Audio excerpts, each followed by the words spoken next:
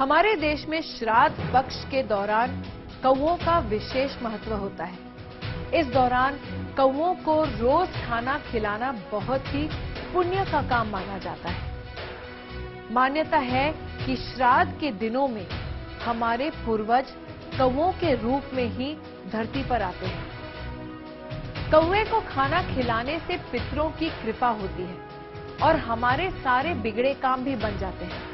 लेकिन आजकल मुश्किल ये है कि गोरिया के बाद शहरों कस्बों से कौवे भी गायब हो रहे हैं। इस मुश्किल का समाधान करने के लिए मध्य प्रदेश के विदिशा में एक व्यक्ति ने देश का पहला ऐसा काग उद्यान बनाया है जहां बड़ी संख्या में कौओं का बसेरा है।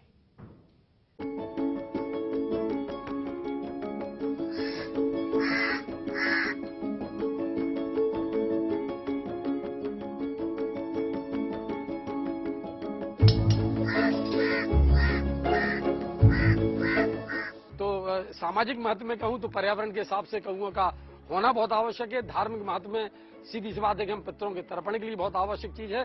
और अगर वैज्ञानिक महत्व में कहें तो हमारे हानिकारक, जो शरीर के लिए हानिकारक है, मानव जीवन के लिए हानिकारक जो कीट पतंगे उनका भक्षण करते हैं। आपने खुद भी देखा है कि कौओं किस प्रकार की प्रजातियां भोजन कर रही है। मेल और फीमेल दोनों यहाँ आते हैं और आज लगभग 150 से अधिक की मौजूदगी में यहाँ देख पाता हूँ। शहरों में बाद में यहाँ भी पहुंचने लगे हैं, लेकिन कभी ये था कि ये मिलते नहीं थे।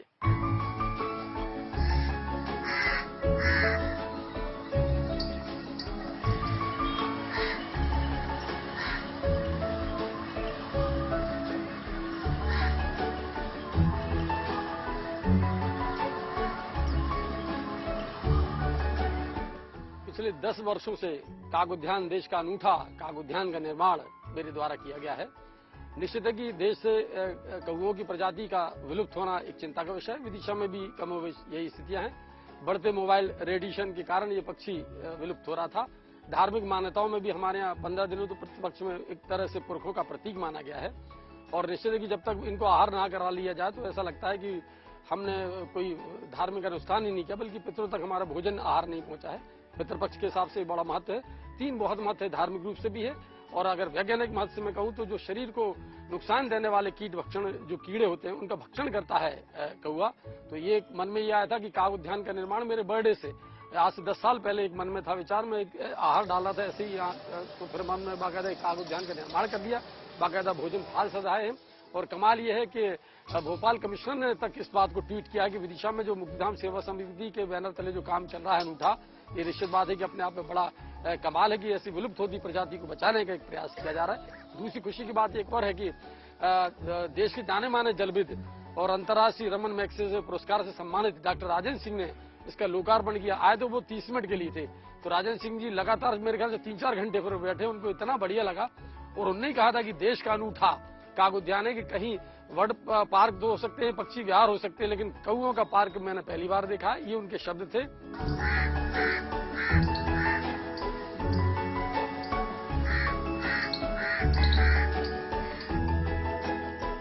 ये पर्यावरण के हिसाब से तो ये कार्य बहुत ही लाभदायक है। मैं हरिनारायण शर्मा, पूर्व जनपद सीओ हूँ और यहाँ पे समाचार के माध्यम से पेपरों में देखा कि यहाँ काग उद्यान है और मैं श्राद्ध पक्ष में मेरे पिताजी की मम्मी की श्राद्ध के लिए यहाँ पे आया था। तो यहाँ पे देखा कि बहुत सारे कौवे जो है एकत्र हैं और यहाँ पे जो भोजन डाला जाता है तो उसको सेवन कर रहे थे। तो आज के समय में जहाँ पे काग की प्रजाति लगभग समाप्ति पे थी, तो उस टाइम श्राद्ध पक्ष में ऐसा कहा जाता है कि हमारे बुजुर्ग जो हैं उनके रूप में श्राद्ध कौओं को भोजन कराए तो उनको प्राप्त होता है। तो कौवे मिलते नहीं थे देखने के लिए, तो वो एक मन में बड़ी असंतुष्टि सी रहती थी। तो यहाँ जब आए तो काफी काग एकत्रित हुए, तो यहाँ आके हमने उनको भोजन भी कराया। और ये काग और दूसरे पशु पक्षी भी वैसे भी प्रकृति के संरक्षण के लिए और हमारी दिनचर्या में जो कार्य होते हैं उनके लिए बहुत आवश्यक हैं।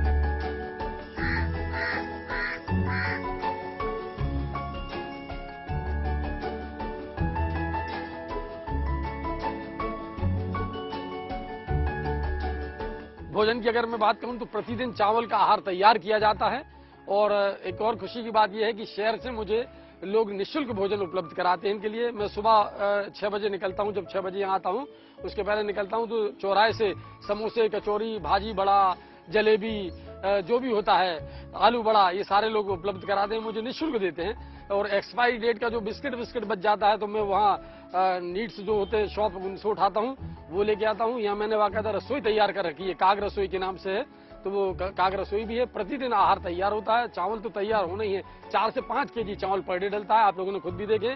बिस्किट अलग से डलते हैं, समोसे कचौरी ये अलग डलता है, तो एक आहार मिल गया। तो मैंने एक और खासियत यहाँ देखी है कि यहाँ जो चूंकि मुक्तिधाम का क्षेत्र है, नदी का क्षेत्र है, तो यहाँ मरने वाले पशु पक्षी भी पड़े रहते हैं। तो मैंने जो बात किया, एक बड़ी अच्छी बात देखी मैंने कि खासतौर से ये मांस का भक्षण करने वाला होता कौवा, लेकिन यहाँ के समोसे, कचौरी और चावल खाने के बाद ऐसे मुझे लगा कि आदी हो गए कि मैंने मांस के प्रति इनका रुझान नहीं देखा। यही जानवर पड़े रहे बांस में भी, लेकिन उन्होंने वो ना खा के ये खाया। तो मुझे खुशी की बात है कि भक्षण होने वाला काग, कौवा, अब थोड़ा सा इस ओर भी जाने लगा कि उसको एक सात्विक भोजन के प्रति भी एक रुझान देखने को मिला है।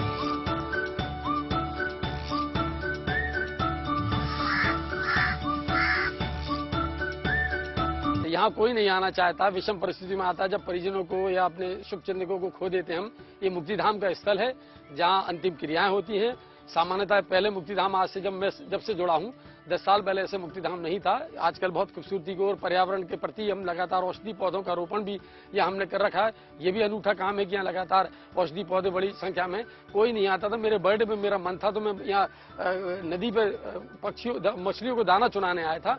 मेरे हाथ में कुछ ये भोजन सामग्री थी, समोसे कचौरी। एक बार मैंने ऐसी मुडेरे पर डालने की कोशिश की, कौवा फौरन आया। मेरा मन हुआ कि जब ये आया तो मैंने कोशिश की उसको हाथ से खिला दिया जाए। आगे में बड़ा, फिर कौवा वही फिर रिपीट हुआ।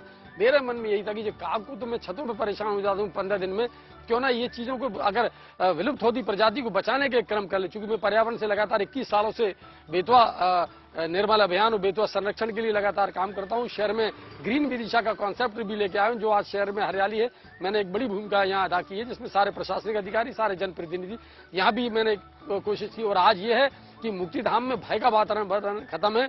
इंजीनियरिंग कॉलेज के बच्चे, बच्चियां, बेटियां, तमाम सब लोग यहाँ आते हैं। जनप्रतिनिधि, कलेक्टर से लेकर कमिश्नर, फिल्म डायरेक्टर डाल्टन भी यहाँ आकर काग उद्यान में बाकायदा विजिट कर चुके हैं। और उन्हें भी बड़ा लगा कि यार ये अनूठा, पक्षियों को बचाने का जो एक संरक्षण का काम चल रहा है वो अनूठा है।